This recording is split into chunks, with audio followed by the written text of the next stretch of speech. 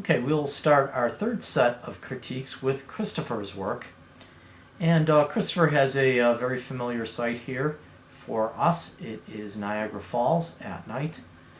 And he's used the slow shutter to blur the water coming down the falls here. You can see how that slow shutter gives it sort of like a cloth or an angel-like feel to it, very feathery, very soft. And very beautiful. So from a technical point of view, total home run. The couple concerns I have about this image, first of all, I think this is a pretty cliche shot.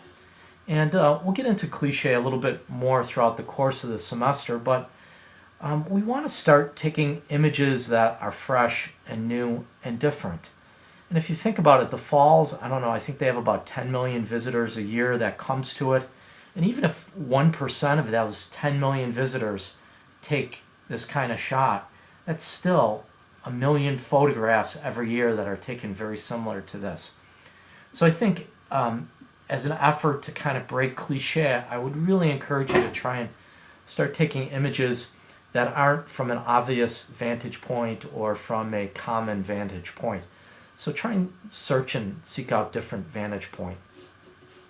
I think it's nice in that you did, in our second image here, provide us with just what I'm talking about here. I think the shot of the water right at the brim is far more interesting. I think much less cliche, much less common. I've seen a bazillion photographs of the falls like the previous one, but I think this one's pretty special. So from a creative point of view, I think that that's fantastic. Now, technically on this shot, I think your water, we've still got a little bit of movement in the water. It's not perfectly frozen up. You know, if we kind of blow this up a little bit, you can see how the edges of that water is still a little bit blurred. If we go into our file info area, take a look at your settings, we see that your shutter speed was a little bit over a 2/50th of a second. And a 2/50th of a second for somebody who is like walking, that would freeze them up. Or for a landscape shot, that's going to freeze it up. But for the water that's at the brim of the falls or at the brink of the falls, you got to have a really, really fast shutter speed. This probably needed to be taken with the shutter speed that was somewhere in the neighborhood of 1/1000th of a second. So just keep that in mind. Freezing up of a subject is very much relative to how fast it's going. And then I also just again want to point out you didn't resize your photograph.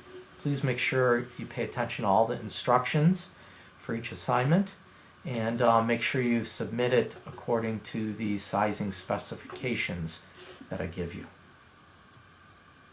So next we've got Garrett's work, and he's taken some photographs of the Bandit games and shown us kind of comparing some frozen shots to some blurred shots.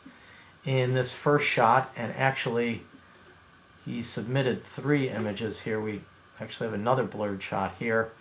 We've got 2 blurred shots, and certainly we've got kind of 2 different looking blurred shots. For my money, I actually kind of like this blurred shot the best. It kind of has that feeling of euphoria that one sees when a team scores a goal. Looks like one team scored a goal here and they're kind of celebrating in the background, whereas this guy in the foreground here has kind of sort of more of a feeling of dejection. So I like that a lot. I like this big red blast right in the middle of the frame there, and it's at unlucky 13. I think that's kind of telling in the photograph. Second photograph I like a lot too. It's a nice action shot, good frozen moment.